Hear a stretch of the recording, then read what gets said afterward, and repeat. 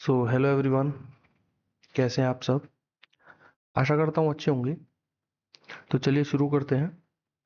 तो जैसा कि हमने पहले लेक्चर में देखा था, हम रियल नंबर्स के बारे में पढ़ चुके थे, फंडामेंटल थ्योरम ऑफ अर्थमेटिक के बारे में पढ़ चुके थे, प्राइम फैक्टराइजेशन पढ़ चुके थे, एचसीएफ और एलसीएम भी हम पढ़ चुके थे। यानी कि ये तीनों पॉइंट्स हम पिछली क्लास में कवर कर चुके थे।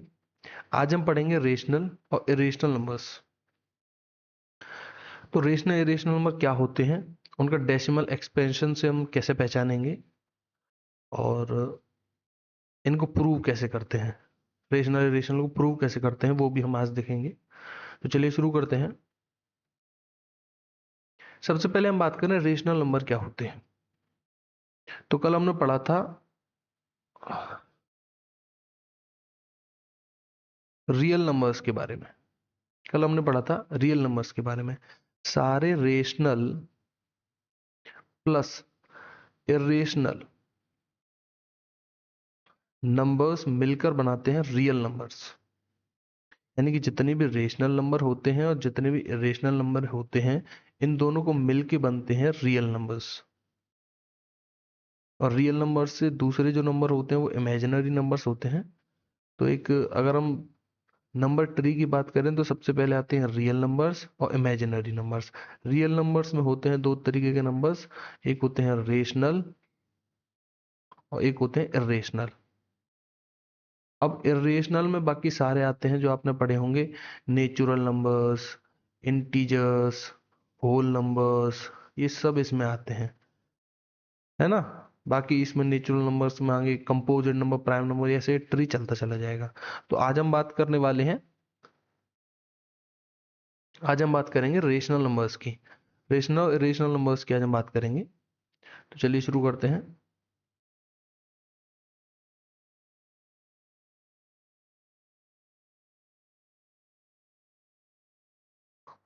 तो रेशनल नंबर्स क्या होते हैं।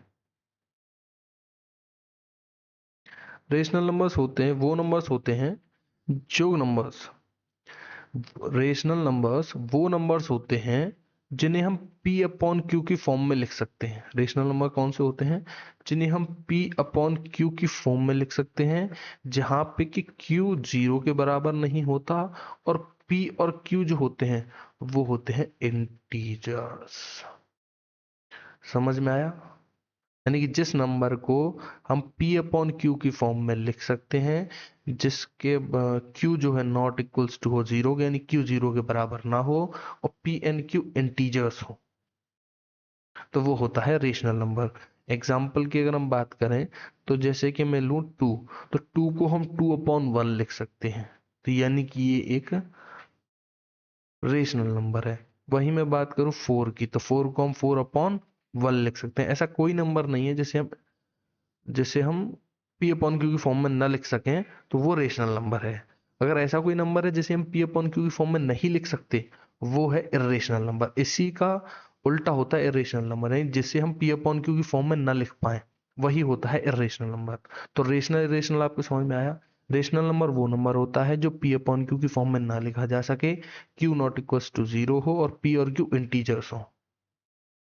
ये रेशनल नंबर लिखा जा सके पी अपॉन क्यू की फॉर्म में। और इरेशनल नंबर वो होते हैं जो कि पी अपॉन क्यू की फॉर्म में नहीं लिखा जा सके। जैसे कि इरेशनल नंबर का जो एग्जांपल है वो है अंडर रूट टू।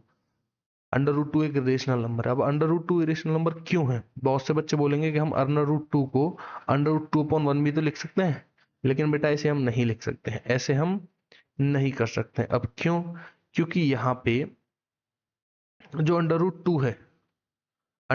टू है ना, उसकी वैल्यू फाइन नहीं है, मतलब उसकी वैल्यू हमें पता ही नहीं है। जैसे कि अंडर रूट टू की अगर हम वैल्यू की बात करें, तो अंडर रूट टू की जो वैल्यू होती है, एक मिनट रुकिएगा,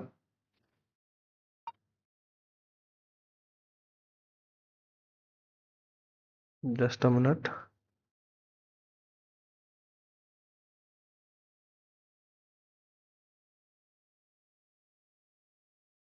तो अंडर रूट टू की जो वैल्यू होती है वो हमारी 1.4142135623 ऐसे करके चलती चली जाती है। यानी कि ये कहीं भी रुकती नहीं है, ना तो ये कहीं रिपीट करती है, ना ही कहीं ये जो है रुकती है, टर्मिनेट होती है। तो अगर हम इसको अपॉन में करके लिखें तो हम क्या है, इसके नीचे कोई ऐसी डिजिट यानी कि ऐसा 100 डिजिट लिख सकते हैं कि हम इसे इंटीजर बना दें। मतलब समझे? जैसे कि मैं बात करूं, एक एग्जांपल समझिए, यहाँ पे समझिए, जैसे मैं बात करूं 2.5। बहुत से बच्चे बोलेंगे सर ये 2.5 रेशनल नहीं है। अब ये रेशनल क्यों नहीं है भाई?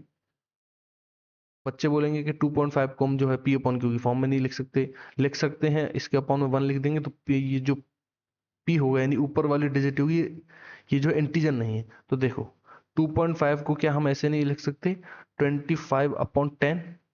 क्या हम इसको काट नहीं सकते?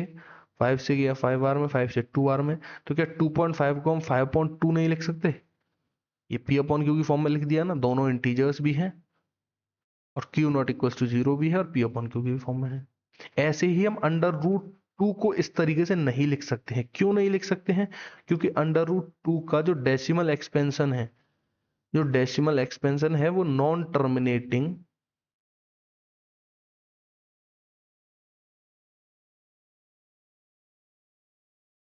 नॉन रिपीटिंग है। कैसा है? नॉन टर्मिनेटिंग नॉन रिपीटिंग है। इसी वजह से अंडर रूट 2 जो है इरेशनल है। अभी इस डेसिमल एक्सपेंशन को हम ढंग से समझेंगे। तो यहां देखिए, अब डेसिमल एक्सपेंशन हम कैसे पता लगाते हैं। तो सबसे पहले तो हम बात करेंगे डेसिमल एक्सपेंशन होता क्या है। तो डेसिमल एक्सपेंशन होता है, डेसिमल एक्सपेंशन से आप क्या समझ रहे हैं? किसी भी चीज को डेसिमल्स में एक्सपेंड करना। जैसे कि मैं बात करूं कि 26/2, अब मैं इसको डेसिमल्स में 26/3 करूं तो मैं इसका डेसिमल एक्सपेंशन क्या निकालूंगा? 3 से डिवाइड करूंगा 26 को, करूंगा ना करूंगा? 3 6 3 8 24, यहाँ 2 बचेगा। अब ये 2 नहीं जा रहा, इसको मैं पॉइंट लगाऊंगा, यहाँ पे 0 आएगी। 3 6 18, 2 बचेगा, फिर 0, फिर 3 6 18। अब ये ऐसे ही चलता चले जाएगा, यानी इसका जो डेसिमल एक्सपेंशन है वो क्या आया? 8.6666 डॉट डॉट डॉट डॉट। तो ये होता है डेसिमल एक्सपेंशन, यानी किसी भी डिजिट को डेसिमल्स के एक्सपेंशन में लिख देना ही डेसिमल एक्सपेंशन होता है। जैसे मैं बात करूं 3 को अगर मैं लिखूं तो ये 3.0 लिखा जाएगा, 3.0 लिखा जाएगा। ऐसे ही मैं बात करूं 6 को अगर मैं लिखूं तो 6.0 लिखा आएगा, यही इसका डेसिमल एक्सपेंशन हो जाएगा। अब डेसिमल एक्सपेंशंस के कितने टाइप होते हैं? तो डेसिमल एक्सपेंशंस जो है 2 टाइप का होता है। सबसे पहला टर्मिनेटिंग, दूसरा नॉन टर्मिनेटिंग। अब नॉन टर्मिनेटिंग भी 2 तरीके का होता है, या तो रिपीट कर रहा होगा या फिर नहीं रिपीट कर रहा होगा। तो डेसिमल एक्सपेंशन के हिसाब से हम देखते हैं, अगर टर्मिनेटिंग होगा तो वो रेशनल नंबर होगा, और नॉन टर्मिनेटिंग होगा और अगर रिपीटिंग है तो भी रेशनल नंबर होगा। लेकिन अगर नॉन टर्मिनेटिंग नॉन रिपीटिंग है तो वो इरेशनल नंबर होगा। अब एग्जांपल से समझिए, जैसे कि हमने अभी एक एग्जांपल लिया 26/3, 26/3। अब इसका डेसिमल एक्सपेंशन बना, देखिए 8.66666। यहाँ पे ये रिपीट कर रहा है, टर्मिनेट नहीं हो रहा, रिपीट कर रहा है। तो ये कौन सा डेसिमल एक्सपेंशन है? Non terminating repeating. समझ में आई? तो यानी कि ये नॉन टर्मिनेटिंग रिपीटिंग है। तो अब देखिए, नॉन टर्मिनेटिंग है, रिपीटिंग है, तो यानी कि रेशनल नंबर होगा। तो यानी कि 26/3 एक रेशनल नंबर है। अब आप देख सकते हैं 26 भी इंटीजर है, 3 भी इंटीजर है, 3 0 के बराबर नहीं है, तो इसलिए ये एक रेशनल नंबर है। और टर्मिनेटिंग होता तो भी रेशनल नंबर होता। टर्मिनेटिंग मतलब, जैसे कि मैं बात करूं 27, 27 नहीं, हम ले लेते हैं आपका 42/4 ले लेते हैं। तो अब यहाँ से 4 से जो है 42 सीधा सीधा चला जाएगा। आपका 4 1 4, 0.5, 10.5 बार में, यानी कि 4 नहीं, ये जो डेसिमल एक्सपेंशन आई, ये टर्मिनेटिंग आया, 4 ने इसे पूरा टर्मिनेट कर दिया। यहाँ पे ये भी एक क्या है? रेशनल नंबर होगा। समझ में आई? अब नॉन टर्मिनेटिंग रिपीटिंग क्या होता है? वही जो हमने पहले बात करी अंडर रूट 2। अब अंडर रूट 2 का जो डेसिमल एक्सपेंशन आ रहा था वो आ रहा था 1.41421356 ऐसे ही, मतलब डिजिट चलती चली जा रही थी, ना तो कोई डिजिट आपस में रिपीट हो रही थी, कोई ये तो डिजिट रिपीट नहीं हो रही थी, और ना ही ये टर्मिनेट हो रहा था, सीधा सीधा चलता जा रहा था। इसी एक्सपेंशन को हम बोलते हैं नॉन टर्मिनेटिंग नॉन रिपीटिंग। और ये डेसिमल एक्सपेंशन अगर किसी नंबर का आ रहा है तो वो एक इरेशनल नंबर होगा। तो समझ में आई यहाँ पे आपको डेसिमल एक्सपेंशन के बारे में। डेसिमल एक्सपेंशन दो तरीके का था, टर्मिनेटिंग था, नॉन टर्मिनेटिंग था। नॉन टर्मिनेटिंग भी दो तरीके का था, एक तो रिपीटिंग था, एक नॉन रिपीटिंग था। जब नॉन टर्मिनेटिंग नॉन रिपीटिंग होता है तो नंबर इरेशनल होता है, और जब टर्मिनेटिंग हो, रिपीटिंग हो, नॉन टर्मिनेटिंग रिपीटिंग हो, तो रेशनल होता है। समझ में आई? चलिए आगे चलते हैं। पहले एक बार यहाँ देख लीजिएगा, यहाँ तो वही है। अब इरेशनल नंबर्स, तो इरेशनल नंबर्स के बारे में आपको बताया ही मैंने, जिन्हें हम पी अपॉन क्यू की फॉर्म में एक्सप्रेस नहीं कर सकते, और जिसका decimal expansion non terminating non repeating हो। जैसे एग्जांपल है अंडर रूट 2, अंडर रूट 3 और पाई। पाई की वैल्यू हम 22/7 लिखते हैं, और इसे जब हम करेंगे तो इसकी वैल्यू 3.14 डैश डैश डैश आगे तक चलती जाती है, ना तो रिपीट होती है और ना ही टर्मिनेट होती है, तो इसलिए इसको हम जो है इरेशनल मानते हैं। वैसे 22/7 हम लिख देते हैं, वैसे नहीं लिख सकते हैं। समझ में आया आपको? वैसे इसकी वैल्यू होती बहुत ज़्यादा ऊपर तक जाती है, लेकिन हम इसे 22/7 लिखते हैं। 22/7 को जब हम करेंगे तो ये तो टर्मिनेट हो जाएगा। चलिए आगे बात करते हैं प्रॉपर्टीज की। अगर हम दो दो एक आध प्रॉपर्टीज हैं, जैसे कि अगर रेशनल नंबर में अगर हम इरेशनल नंबर को जोड़ते या घटाते हैं तो नंबर इरेशनल बन के आएगा। और रेशनल नंबर में अगर हम किसी नॉन जीरो इरेशनल नंबर का गुणा करेंगे, अगर जीरो का करेंगे तो ऑब्वियसली जीरो हो जाएगा, लेकिन नॉन रेशनल का मतलब नॉन जीरो का करेंगे रेशनल नंबर का, तो वो इरेशनल बनेगा। इस बात को ध्यान रखिएगा, आगे जब हम प्रूफ करेंगे तो ये हमारे काम आएंगे। समरी ऑफ द चैप्टर, हमने डेसिमल एक्सपेंशन शो जो कि रेशनल रेशनल नेचर बताए वो पढ़ा अभी, और ये हम पिछली क्लास में पढ़ चुके थे, ये भी पिछली क्लास में पढ़ चुके थे। और रेशनल्स के बारे में अभी हमने पढ़ा ही है। अब यहाँ पे एक थ्योरम आती है। सबसे पहले हमने थ्योरम पहली क्लास में पढ़ी थी, जो कि अर्थमेटिक थ्योरम थी। अब उसके बाद यहाँ पे एक और थ्योरम आती है। अब ये थ्योरम क्या कहती है? ये थ्योरम कहती है कि अगर कोई नंबर है पी, या हम पी और ये दोनों को प्राइम मान रहे हैं, इस बात का ध्यान रखिएगा। मान लो कोई नंबर है पी, अगर वो ए स्क्वायर को डिवाइड कर रहा है तो जो पी है वो ए को भी डिवाइड करेगा। समझ में आई? अगर नहीं समझ में आई तो दोबारा समझिए। जैसे कि कोई नंबर है पी, जो अगर ए स्क्वायर को डिवाइड कर रहा है तो वही नंबर पी जो है वो ए को भी डिवाइड करेगा। चलिए इसको समझाते हैं आपको। मैं कोई नंबर ले लेता हूं ए, तो मान लीजिए उस ए के मैं फैक्टर्स प्राइम फैक्टर्स करूं, तो उसके मैं प्राइम फैक्टर्स मान लेता हूं आपका P1 into P2 into P3 डस इंटू Pn। अब कितने भी हों उससे कोई मतलब नहीं है, प्राइम फैक्टर्स करे मैंने किसी एक नंबर के, वो ये आए ए के। अब ए स्क्वायर के प्राइम फैक्टर्स क्या निकल के आएंगे? तो इन्हीं का दो बार मल्टीप्लाई होगा ना, होगा, यानी कि P1 into P2 into P3 डस इंटू Pn। अब इसी में इंटू होगा इसी चीज का, P1 into P2 into P3 into Pn। यही होगा, यानी कि यही चीज हम दो बार लिख देंगे, एक यहाँ एक यहाँ, यही तो स्क्वायर होगा। अब आप देखिए कि अगर P जो है वो ए स्क्वायर को डिवाइड कर रहा है, P जो है ए स्क्वायर को डिवाइड कर रहा है, तो वो इनमें से किसी फैक्टर में होगा ना होगा। या तो वो P1 होगा, या वो P2 होगा, या P3 होगा, या P4 होगा, या P5 होगा, या Pn होगा, कुछ ना कुछ तो होगा इनमें से। अगर वो ए स्क्वायर को डिवाइड कर रहा है तो वो होगा ना होगा। तो जब वो इनमें ही होगा तो क्या ए में कि जो प्राइम फैक्टर्स हैं यानी कि ये हैं, इनमें नहीं होगा? ऑब्वियसली बात है होगा। चलिए इसे एक एग्जांपल से देखते हैं। मान लीजिए हम ए हमने ले लिया 5, तो 5 के जो फैक्टर्स आए वो क्या आए? 5 नहीं, इसको थोड़ा सा बड़ा लेते हैं, मान लो 9 ले लेते हैं, 9 नहीं 11 ले लेते हैं, मान लो जस्ट एन एग्जांपल ले लेते हैं, 11 ले लेते हैं। तो अब p जो है अब 11 को डिवाइड कर रहा है, तो या तो p या तो 11 होगा या 1 होगा।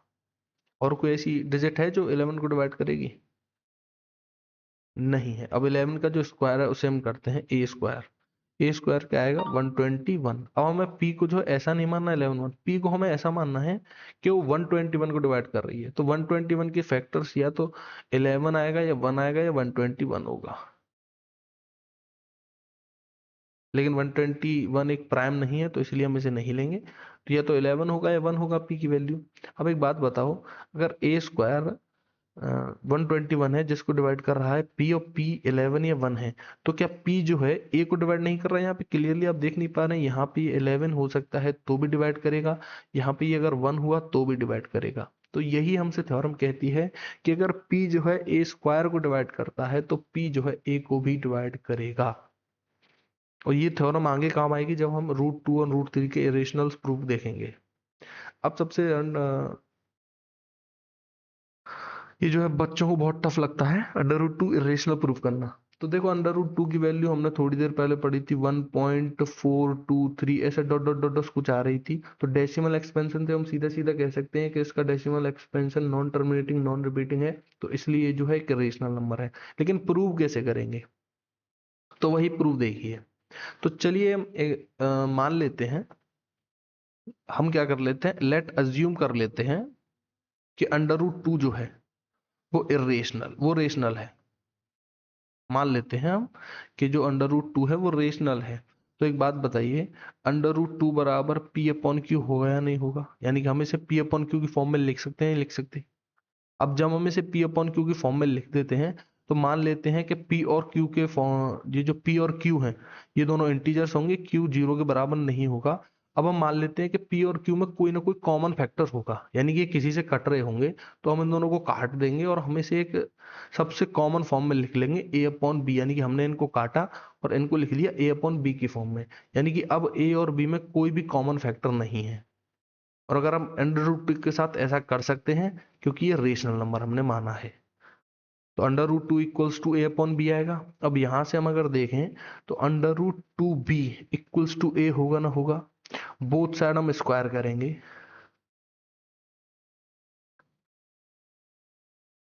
तो यहाँ पे आएगा ये 2b square equals to a square. अब एक बात बताइए कि 2b square equal to a square है, तो यहाँ हमें ये नहीं क्लियर पता चल रहा कि जो 2 है क्या है, जो 2 है वो a स्क्वायर को डिवाइड कर रहा है। 2 डिवाइड्स a स्क्वायर कर रहा है नहीं कर रहा है? भाई 2 into b square equals to जब a स्क्वायर आ रहा है, तो यानी कि जो a स्क्वायर है वो 2 का ही तो मल्टीपल है। तो यानी कि 2 जो है a स्क्वायर को डिवाइड कर रहा है, और जैसा कि हमने थ्योरम 1 में देखा था, अगर 2 a स्क्वायर को डिवाइड कर रहा है तो 2 जो है वो डिवाइड करेगा a को भी। इसे बात ध्यान रखिएगा कि 2 जो है डिवाइड करेगा a को भी। अब चलिए हम किसी इंटीजर के लिए मान लेते हैं, किसी इंटीजर के लिए हम मान लेते हैं कि जो a स्क्वायर है, तो चलिए कहाँ पे थे हम? हाँ यहाँ पे थे कि 2 डिवाइड्स करता है a स्क्वायर को, तो 2 डिवाइड करेगा a को। अब मान लीजिए कि अगर हम a को किसी इंटीजर c के लिए हम मान लें 2 इक्वल टू c, a को हम मान लेते हैं किसी इंटीजर c के लिए 2c, यानी कि कोई इंटीजर c है उसमें अगर हम 2 का मल्टीप्लाई करेंगे तो हमें a मिलेगा, क्योंकि जो है 2 है वो डिवाइड कर रहा है a को। जैसे कि एग्जाम्पल बात करूँ, 2 डिवाइड कर, मैं बता देता हूँ पहले, 2 डिवाइड करता है मान लीजिए 18 को, तो क्या 18 को हम 2 इंटू 9 नहीं लिख सकते? जैसे ही अगर मान लीजिए 2 डिवाइड करता है किसी संख्या को 144 को, तो क्या हम 144 को 2 इंटू 72 नहीं लिख सकते? यानी कि 2 और एक इंटीजर आ रहा है, उसी को हम मान ले रहे हैं c, तो हमने a की वैल्यू क्या मान ली? 2c। अब इसको अगर हम पहली वाली अपनी जो इक्वेशन में पुट करें तो हमें इस वाली में, तो हमें क्या मिलेगा कि 2b स्क्वायर इक्वल्स टू क्या आ जाएगा? 4c square. यहाँ पे 2 से सीधा सीधा ये 2 बार में कट गया, तो b स्क्वायर इक्वल टू क्या आ गया? 2c²। अब यहाँ पे आप क्लियरली देख पा रहे होंगे कि जो 2 है, अगर 2 × c² = b² आ रहा है, तो यानी कि जो 2 है वो डिवाइड करेगा b² को, और अगर 2 डिवाइड करेगा b² को तो 2 डिवाइड करेगा बी को, जो कि हम थ्योरम 1 में पढ़ चुके हैं। अब यहाँ पे आप देखिए कि 2 जो है, ये दूसरी इक्वेशन बन गई, 2 जो है बी को भी डिवाइड कर रहा है और 2 जो है ए को भी डिवाइड कर रहा है, लेकिन यहाँ पे जो ए और बी थे वो हमने कोप्राइम माने थे, कोप्राइम आने थे ना, आने थे। अब ऐसा कैसे हो गया? कोप्राइम वो होते हैं जिनका कोई कॉमन फैक्टर नहीं होता, लेकिन यहाँ पे तो 2a को भी काट रहा है और 2b को भी डिवाइड कर रहा है, a को भी डिवाइड कर रहा है, b को भी डिवाइड कर रहा है। तो ऐसा क्यों हुआ? ऐसा इसलिए हुआ क्योंकि हमने जो एजप्शन किया, हमने जो एज्यूम किया कि √2 रेशनल है, वो गलत था। वो क्या था? गलत था। यहाँ पे जो √2 है वो क्या है? इर्रेशनल है। क्या है? इर्रेशनल है। तो समझ में आया कैसे किया हमने? हमने किया कि √2 को हमने p/q की फॉर्म में लिया, p/q को हम मान लेते हैं इसकी लीस्ट फॉर्म में लिखा, बिल्कुल काट पीट के। तो ए बी, यहाँ पे अब जो ए बी थे वो कोप्राइम थे, क्यों? इन दोनों का कोई कॉमन फैक्टर नहीं था। और यहाँ पे हमने इस इक्वेशन से देखा तो √2b = a आ गया, दोनों साइड स्क्वायर किया तो 2b² = a² आ गया। यहाँ पे मैं क्लियरली दिखा कि 2 जो है a² को डिवाइड कर रहा है तो 2a को भी डिवाइड करेगा। अब मान लेते हैं हम a की वैल्यू 2c किसी इंटीजर c के लिए, तो यहाँ पे जब हम इसे इक्वेशन में पुट करेंगे तो 2b² = 4c² आ जाएगा, क्योंकि a का भी स्क्वायर करेंगे ना। यहाँ पे a की वैल्यू हमने 2c रख दी यहाँ पे, तो 2b² = a², यानी कि 4c² आ गया। यहाँ पे 2 से 4 कट गया तो b² = 2c² आ गया। यहाँ से हम क्लियरली देख सकते हैं कि 2 जो है b² को डिवाइड कर रहा है, और अगर 2 b² को डिवाइड कर रहा है तो 2b को भी डिवाइड करेगा। यहाँ से हमें पता चला कि जो 2 है वो a और b का एक कॉमन फैक्टर है, लेकिन यहाँ हमने ये कॉमन को प्राइम माने थे। तो ये क्यों हुआ? क्योंकि हमने √2 को रेशनल अज्यूम किया, जो हमारी एजुप्शन थी वो गलत थी। समझ में आया? चलिए आगे चलते हैं। यहाँ पे √2 का रेशनल का पूरा प्रूफ दे रखा है, तो आप देख लीजिएगा, ये आपके एनसीईआरटी में भी दे रखा है। चलिए आगे। यहाँ पे मैंने जो है लैंग्वेज नहीं लिखी है, सिर्फ आपको समझाया है। तो आपको अगर लैंग्वेज का कोई इशू हो, जैसे कि आप पेपर में लिख के आएंगे, तो ये वाली लिख के आएंगे, समझे ना? समझे? ओके। अब वही प्रूव, ये क्वेश्चन एक्सरसाइज पे आ गए 1.2 पे। Prove that √5 is rational. तो सेम तरीके से करना है जैसे मैंने √2 प्रूव किया, ऐसे ही आपको ये करना है। और आप कमेंट सेक्शन में जो है बता जरूर दीजिएगा कि आपको समझ आया या नहीं, और अगर नहीं समझ आया तो प्लीज कमेंट जरूर करिएगा। अब यहाँ पे प्रूव दैट 3 + 2√5 इज इरेशनल। तो एक बात देखते हैं हम, चलिए सेम उसी तरीके से करेंगे। मान लेते हैं हम कि जो है रेशनल है, तो 2√5 = क्या आ जाएगा? हम सीधा ले लेते हैं p/q, नहीं, हम सीधा a b ले लेते हैं, a/b यानी वही कोप्राइम है। इस फॉर्म में हम लिख सकते हैं, तो इसलिए हम उसको a/b के फॉर्म में लिख देंगे ना, तो बराबर a/b कर देंगे।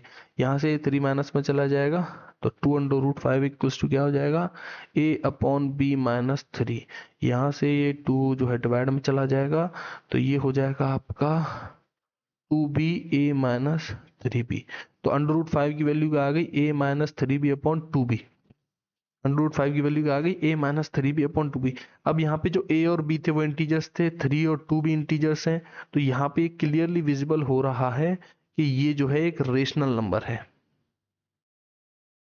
या नहीं है? ये एक रेशनल नंबर है, तो इस हिसाब से √5 भी रेशनल होना चाहिए, होना चाहिए ना होना चाहिए। लेकिन √5 कैसा है? ये एक रेशनल नंबर है। कैसा नंबर है? इरेशनल नंबर है। तो ऐसा क्यों हुआ कि एक रेशनल नंबर रेशनल नंबर के बराबर आ गया? क्योंकि हमने यहाँ गलत अज्यूम किया कि ये एक रेशनल नंबर है, तो इसलिए ये क्या होगा? एक इरेशनल नंबर होगा। सारा जो है एक एजुप्शन का खेल है, हमें ऊपर एज्यूम करना है, ऊपर एज्यूम करना है और नीचे आके देखना है स्टेटमेंट ट्रू हो रही है नहीं हो रही है। जैसे हमने ऊपर एज्यूम किया ये रेशनल नंबर है, नीचे हमने आके देखा कि इसे रेशनल नंबर मानने से हमारी स्टेटमेंट गलत हो रही है। √5 एक ऐसे नंबर के बराबर आ रहा है जो कि एक रेशनल नंबर है, तो ऐसा पॉसिबल ही नहीं है। तो यानी कि जो ऊपर हमने एजुप्शन की वो गलत थी, तो उसी एजुप्शन को हम सही करेंगे। हमने इसे रेशनल समझा था, लेकिन ये क्या है? इरेशनल है। सारे प्रूफ्स में हमें यही करना है जैसे कि हमने अभी पहला प्रूव किया था, उसमें भी हमने यही किया था। सबसे पहले हमने अंडर रूट 2 को रेशनल माना था, उस हिसाब से इसको सॉल्व किया था। तो हमने नीचे आके देखा था कि हमारा जो स्टेटमेंट है वो गलत आ रही थी। हमने यहाँ ए बी को कोप्राइम माना था, लेकिन यहाँ ये कोप्राइम नहीं आ रहे थे। ये ऐसा क्यों हुआ था? क्योंकि हमने एजम्पशन गलत की थी, अंडर रूट 2 रेशनल है, तो इसलिए हम मानते हैं कि अंडर रूट 2 इरेशनल है। चलिए, prove that the following are irrational. Same उसी तरीके से करने हैं जैसे कि मैंने ये किया, सेम उसी तरीके से आपको ये करना है, ये करना है और ये करना है। ओके,